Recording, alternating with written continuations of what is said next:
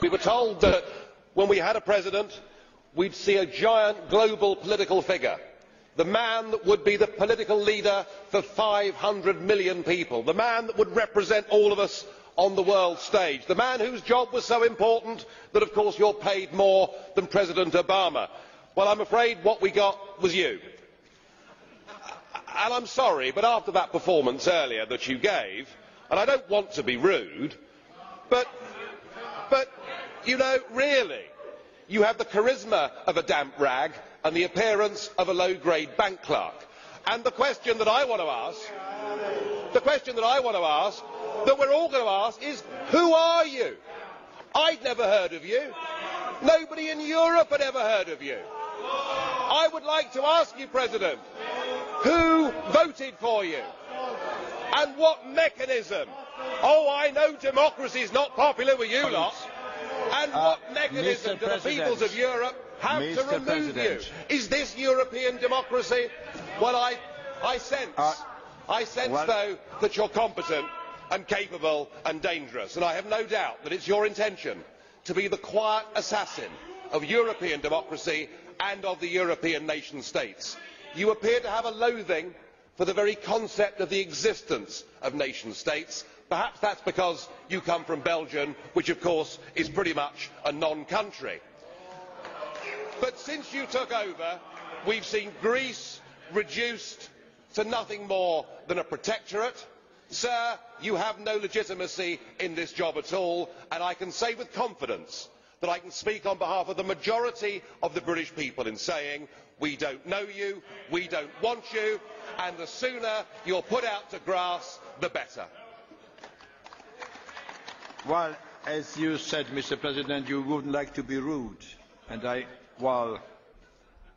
prefer to go ahead with this statement. I'm very disappointed with you, President Buzek. It is not acceptable that in this Parliament a group chairman not only criticises the President of the Council, but calls him a wet rag.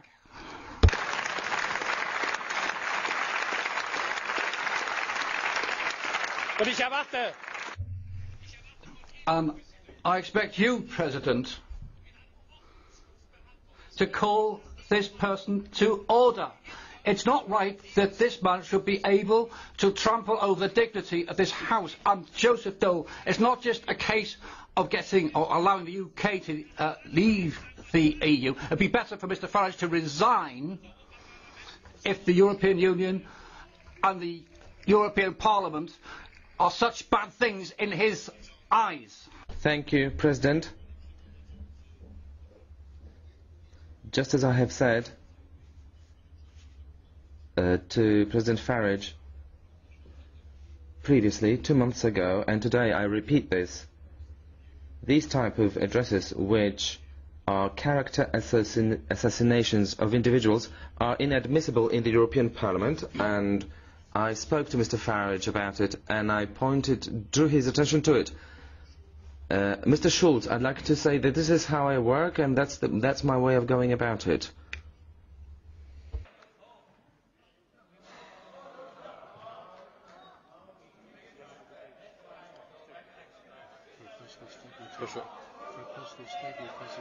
Is it personal statement? At the end of the debate.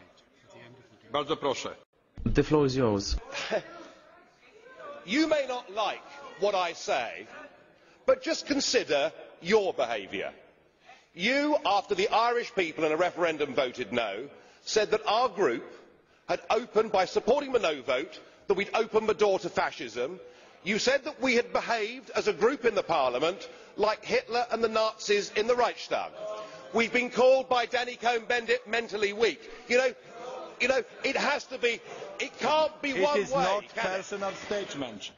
Mr. President Farage, it is not a personal statement. I am very sorry, it was not a personal statement. We must keep order and all the regulations of our Parliament.